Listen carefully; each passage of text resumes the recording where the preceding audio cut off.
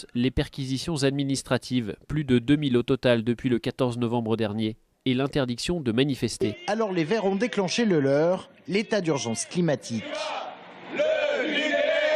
Oui, ce qui est toujours un peu tragique pour les thèmes écologistes, en particulier celui-là qui est crucial du réchauffement climatique, c'est qu'ils sont toujours devancés dans l'actualité par plusieurs gens. Et c'est vrai, on ne peut pas nier que la question de Daesh, la question syrienne, la question des attentats et la tragédie que la France vient de vivre, c'est une urgence absolue. Et on peut comprendre que les chefs d'État aient parlé surtout de ça à l'ouverture de la COP21, plus que du réchauffement climatique. Bon, si au moins ils pouvaient résoudre la question syrienne, mais j'en doute fort, la COP21 n'aurait pas été inutile. Et puis bon, maintenant il y a les négociateurs qui rentrent dans le vif du sujet. Bon, mais ce qui est plus grave là-dedans, c'est pas tant qu'on parle en marge, ça a toujours été le cas dans ce genre de sommet de questions diplomatiques, parfois moins graves que celle-ci qui concerne la Syrie. Ce qui est le plus grave, le plus fâcheux, c'est que ça nuit à l'efficacité même du combat contre le réchauffement climatique, en ce sens que l'état d'urgence a muselé, bâillonné la société civile française. C'est d'ailleurs un paradoxe incroyable. On a vu des manifestations monstres partout dans le monde, et le seul pays où c'était interdit, c'est en France.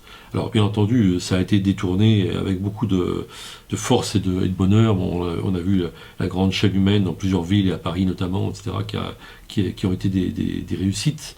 Mais bon, ça s'est fait contre le gouvernement, et les grandes manifestations ont été annulées, et la société civile a été vraiment réprimée dans cette affaire. Et c'est pas un vain mot, parce qu'on voit bien que l'état d'urgence sert aussi à condamner des gens qui étaient là, simplement parce qu'ils étaient là parfois, et avec des sanctions extrêmement graves. On voit cette femme qui est condamnée parce qu'elle a refusé de donner ses empreintes, condamné à 1000 euros. Enfin, c'est dément, quoi. Cette mise entre parenthèses de la démocratie est absolument inquiétante et révoltante. Hein. Et puis, en effet, sur une question comme celle du réchauffement climatique, moi je ne crois pas du tout que même une très très bonne résolution à la fin de la COP21, à supposer que la résolution soit bonne, je ne crois pas du tout que c'est à ce niveau que les choses vont se jouer.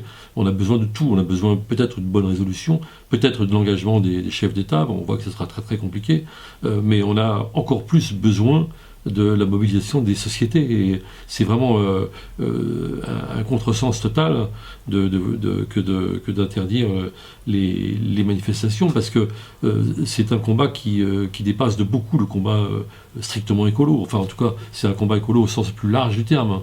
C'est-à-dire contre les lobbies, et c'est finalement tout un ordre social qui devrait être remis en cause si on veut effectivement arriver à ramener le réchauffement climatique aux 2 degrés qui ont été fixés par les scientifiques. Hein. Ça veut dire en effet qu'il va falloir que les comportements changent, et il va falloir que l'ordre social change. C'est-à-dire qu'il n'est pas question, évidemment, de dire aux gens maintenant on fait des restrictions, on vit plus chichement, etc. On peut le dire globalement à la société, mais ça veut dire un autre partage des richesses. Ça veut dire qu'on ne va pas demander ça aux chômeurs, aux pauvres, on ne va pas demander ça aux Africains, on ne va pas demander ça aux gens qui sont déjà dans des situations de dénuement total. Donc ça veut dire que c'est une réorganisation et un autre partage de richesses qu'il faut considérer. Et malheureusement, on n'est pas du tout dans cette optique-là. On est dans une optique un peu moralisatrice. Les chefs d'État ont pris conscience d'eux, etc., etc. D'accord, mais enfin bon, Obama a supposé qu'il pense juste là-dessus, ce qui n'est même pas sûr. Quand il va se retrouver devant son congrès républicain et devant Donald Trump, avec des clones de Donald Trump, c'est pas sûr que ça suffise. Donc c'est la société américaine qui peut renverser la logique libérale, parce que c'est ça, c'est en ce sens que ce combat est un combat profondément politique. Hein. Alors pour dire un mot des régionales, parce que finalement ça nous en éloigne et ça nous en rapproche aussi, il faut simplement espérer, et c'est notre souhait à Politis, que les listes qui se situent justement la croisée des chemins entre le social et l'écologie, qui pense l'écologie au sens le plus large, c'est-à-dire justement avec une remise en cause de l'ordre social libéral, tirent leur marron du feu.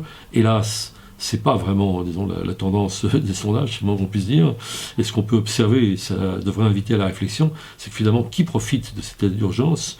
À la fois, c'est le président de la République et c'est le Front National.